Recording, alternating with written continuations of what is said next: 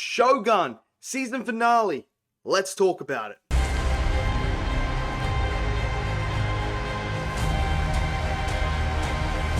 Okay, so Shōgun is now officially done and dusted. All 10 episodes are now available for you to go and watch. Now, it's on Hulu in the States and on Disney Plus in other places around the world. Now, the first 9 episodes have been incredible.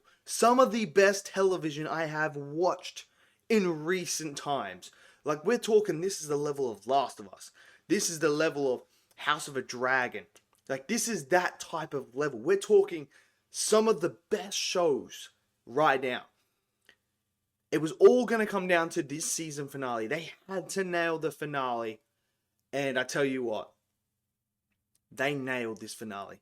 Now, I know some people are going to be a bit disappointed in the finale, and it's because there's no big action sequence. Like, we're all thinking, oh, maybe there's going to be a big battle that's going to happen, and we're going to watch some blood and gore and armies going out, like a bit of a battle of the bastards from Game of Thrones. You know, that sort of massive event that was going to happen.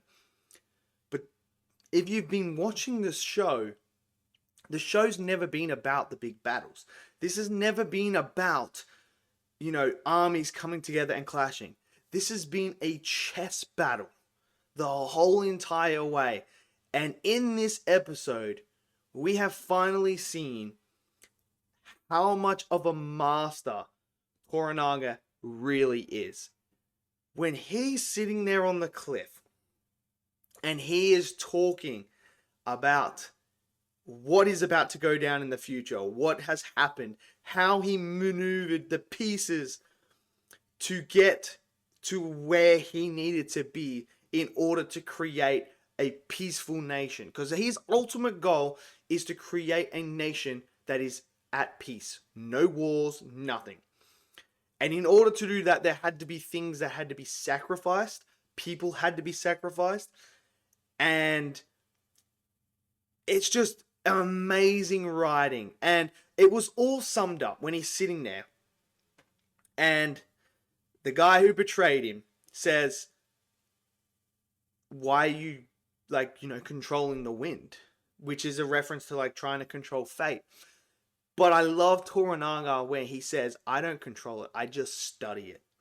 I thought that is so powerful, man. The dialogue and the writing in this whole entire show, throughout the whole entire season, has been some of the best writing I have seen. And that was right there. That moment where he says, I study it. It was just, I was blown. I was just like, this is just top tier writing, man. This is top tier television. You're not going to see anything better than this. It was incredible. That moment, this whole entire episode after the death of Mariko, we're feeling it. Anji, Cosmo Jarvis, man, he is incredible in this one. That moment where he's on the boat, going to the other bit, to the bigger boat. He's sitting there in the little one, and no words, no nothing. You just sit there, and this is after everything that's happened. You know, he's still mourning the death here of Mariko. Because remember, he started to create that bond with her. And then the way that Jarvis, Cosmo Jarvis, portrays the emotion in that scene. Where he's sitting there, and he's trying to not cry. And then a little tear comes down. I tell you, man, I was so close to breaking as well. I was like, dude, this guy, just give him Emmys. Just give him the Emmys. Give Anna, who plays Mariko, the Emmys as well. Give Sanada the Emmys for Toranaga. Because he is incredible. The acting in this show has been so world class. It's incredible. Just give it all the awards. Just do it. It's been spectacular. This episode just was full of emotion. When everything's coming together, when you're finding out who's going to have to die here. You know, people mourning the death of Mariko and how important it was. How Toranaga talks about Crimson Sky has already happened. It was never about sending an army in to do that. It was all about sending Mariko in there to do it. To deceive Ishio. To deceive him.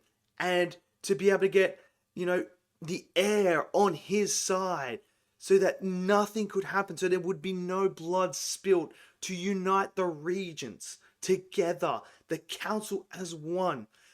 It's phenomenal, man. This show is one of the best shows I've ever seen. It is incredible what they were able to do. The costume design throughout the whole entire season has been immaculate. I feel like I've gone back to that era of feudal Japan. I feel like, I'm transported right in there. Just the costumes look like perfection. Everything like that. The aestheticness of it, perfection. The set designs, incredible. The location, the cinematography, just everything about Shogun was perfect. And then in this episode, when we have an older Anji as well, where he's sitting there, laying in bed, and we're seeing him go back in and in from past to present. And, he still feels everything that happened in this moment. And then it's all summed up when they're pulling the ship in. And then you see Mariko's husband come in and help Anji. And it's like that mutual respect that they had. It's incredible. When you find out what Mariko did to save Anji's life, incredible. Again, that's just the word that comes to mind. Incredible. That's how freaking good this show is. And it's a shame that it's finished. What am I going to do with my Monday nights now? What are we going to do? There's no Shogun to sit there and anticipate for. It's just, you can't. It's like, what's going on? Like, there's nothing left there. I thought the character arcs tied up perfectly here. You don't need a season 2. Everything is tied up. We know what's going to happen. Toranaga tells exactly what's going to happen. The regents are going to turn. The council members are going to turn even before a sword's lifted. And then he's going to be able to create this peaceful environment, this peaceful world without wars. And then obviously we now know by the looks of it, Anji rebuilds his ship and goes back to England. So that's hinted in there as well. But man, this show, it's one of the best I've seen. It's definitely one of the best in the last 5 years I've watched. I can tell you that now, if not the best. We'll see what Last of Us Season 2 can bring, and we'll see what House of Dragon Season 2 brings. But right now, it is the best, in my opinion.